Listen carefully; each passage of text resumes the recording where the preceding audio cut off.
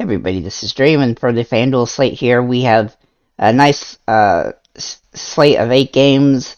We have some good options at every position.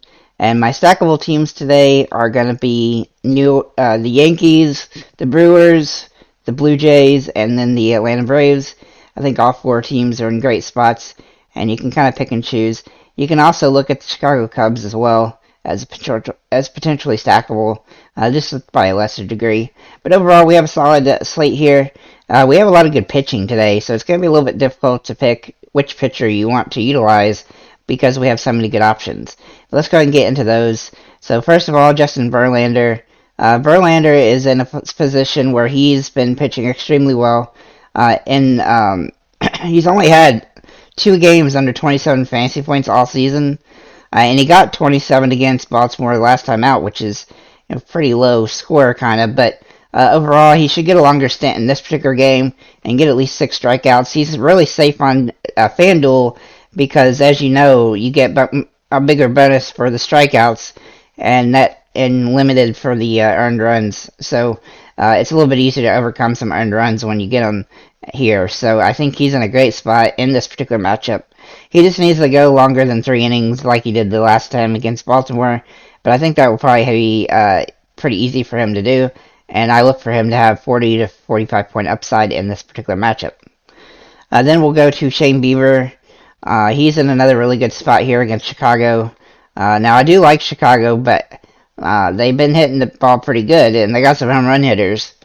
But in the 10 straight games, he's been over 32 fantasy points. And in 4 games against the White Sox this season, he scored 32, 55, 46, and 12. So he's been extremely good, even against them, and I do like him in this matchup. Obviously, on FanDuel, you get a little bit more of a bonus for strikeouts and stuff, and you don't get hurt as bad by earned runs as you do on DraftKings.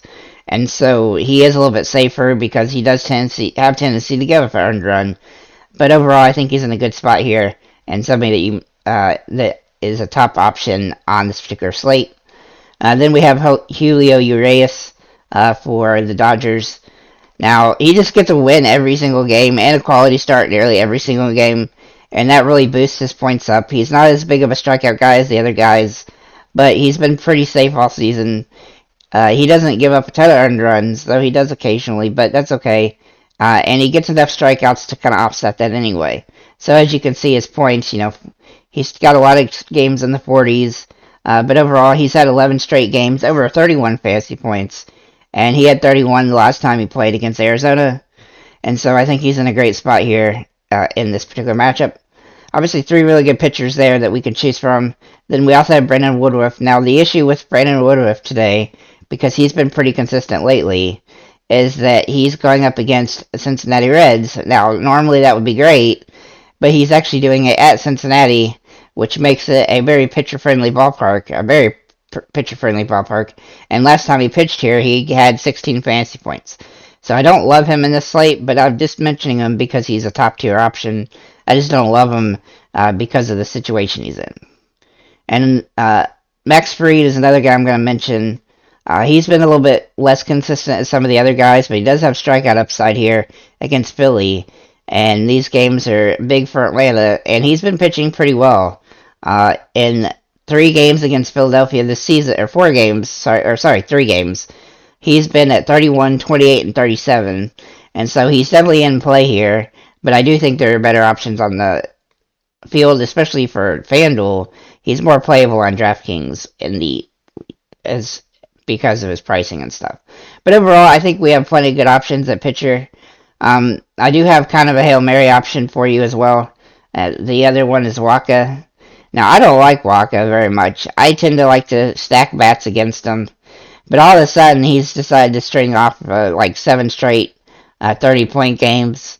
And because of that, he's somebody that you can take a look at. Now, he is going against the Yankees, so he's probably not going to do that. But he had a 58-point game against the Yankees earlier at the start of near middle August, which is pretty crazy for him. And if he was able to do something like that again, he would definitely be a steal of a pick. Because I don't think many people are going to pick him. I tend to like to stack people against him. And I like the Yankees today. But, again, his statistics the last 7 games make him look interesting. Let's go into the catchers and first baseman. So Freddie Freeman is obviously the top option here for the Dodgers. He's been hitting the ball extremely well lately, and I really think he's in a good spot here to have another big game. He has been getting walked more, so do be aware of that. Then we'll look at Vladimir Guerrero. He's in a plus matchup against JT Chirigas for Pittsburgh, and you can always, for Toronto. Tampa Bay. Excuse me, I can't see. He's in a great matchup here. He's been hitting the ball extremely well, and I think he's in a spot where he could hit a home run. Then we have Will Smith. I can't hardly see. Sorry. Keep getting stuff in my eyes while I'm recording this. So Will Smith is going up against Zach Gallen, who's a tough matchup, but I think Will Smith will get an opportunity here to have a home run. He's a little less consistent. I tend to like catchers on FanDuel, but he's in a good enough spot that he looks pretty decent today. Mr. Rizzo for the Yankees has been playing extremely well lately.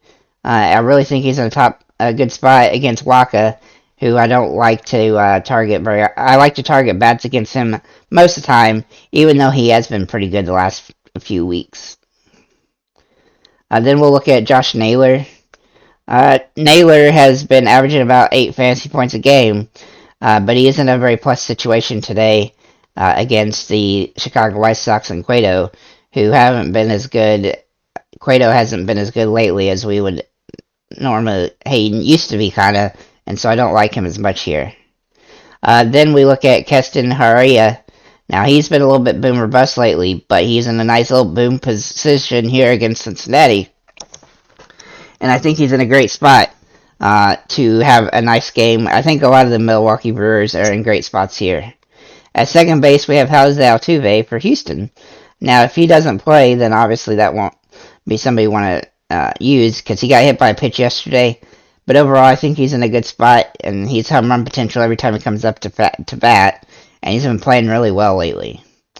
And then Gabby Torres for the Yankees. He's been extremely hot, 14 fantasy points a game. He had a 60-point game yesterday where he had 2 home runs. I don't think he'll do that again, but he still have a good shot at having a solid game.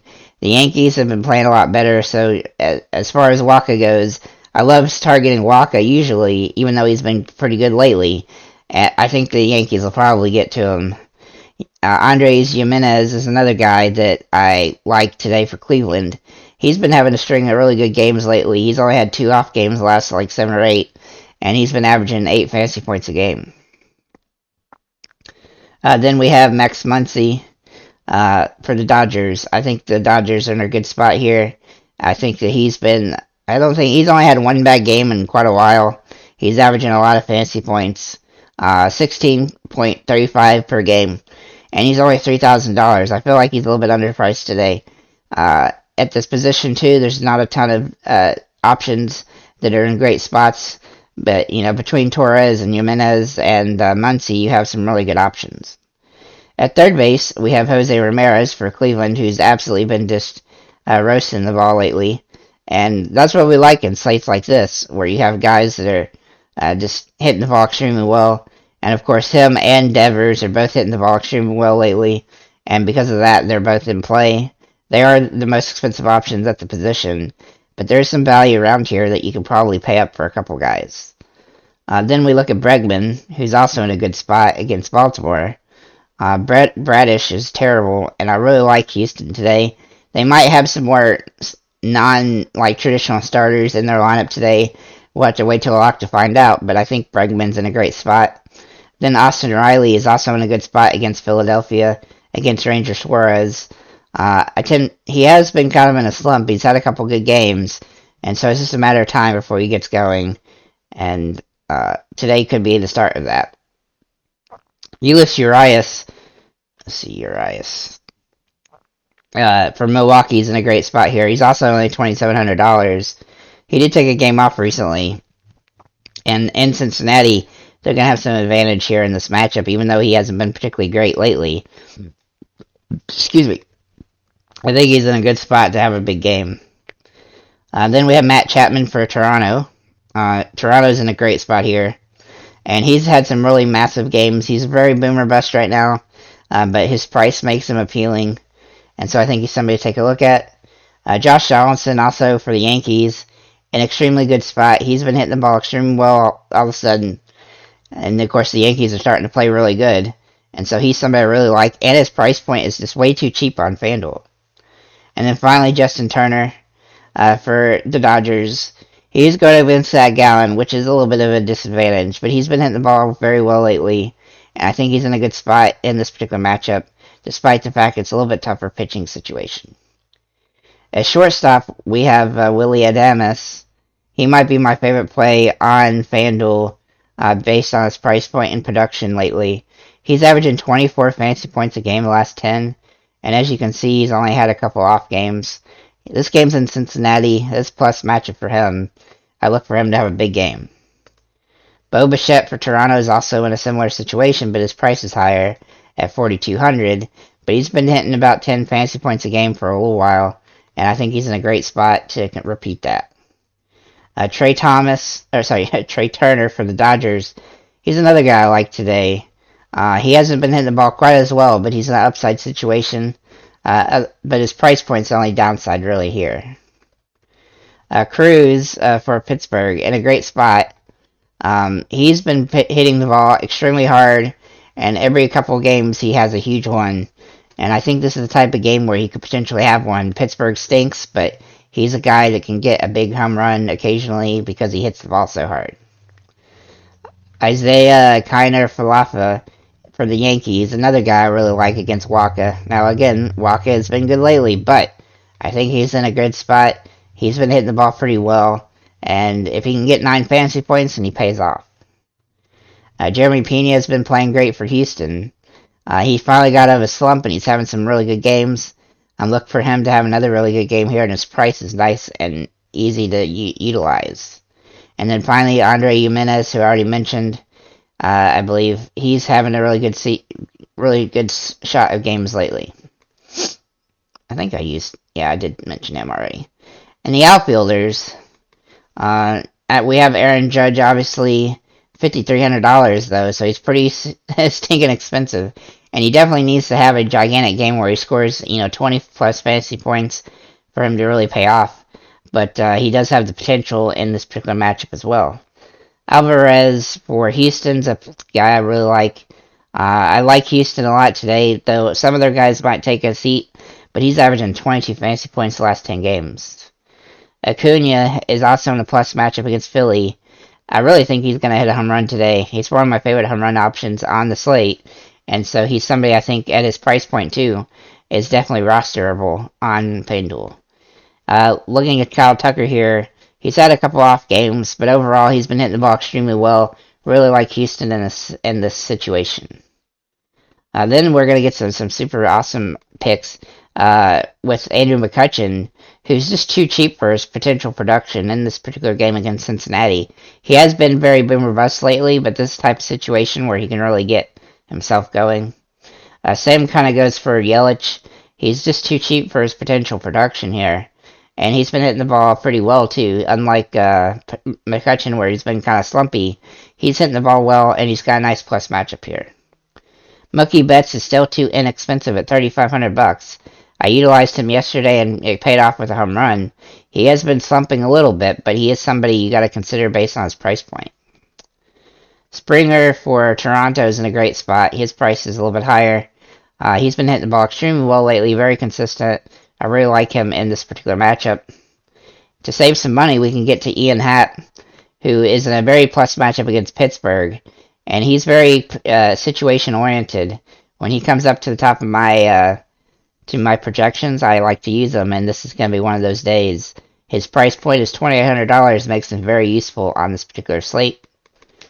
And then Stanton for the White Sox, another guy that's in a good spot. He's extremely boomer bust, but occasionally he has 35-point games, and so if he can hit a home run in this one, the way the Yankees are playing, he'll have potential to have a couple guys on. And then finally, Toscar Hernandez, also just too cheap over here on FanDuel. He's been a little bit boomer bust lately, but he's in a great matchup here, and so I think he's somebody to utilize. Overall, I think this is a great slate. There's a lot of good value. Then pitching is probably going to be the most difficult situation to figure out. But overall, I think it's a good slate, and I think everybody should be able to make good lineups here. So, with that said, thank you guys for liking, commenting, subscribing. If you have any comments or questions, feel free to leave them below, and have a nice day, guys.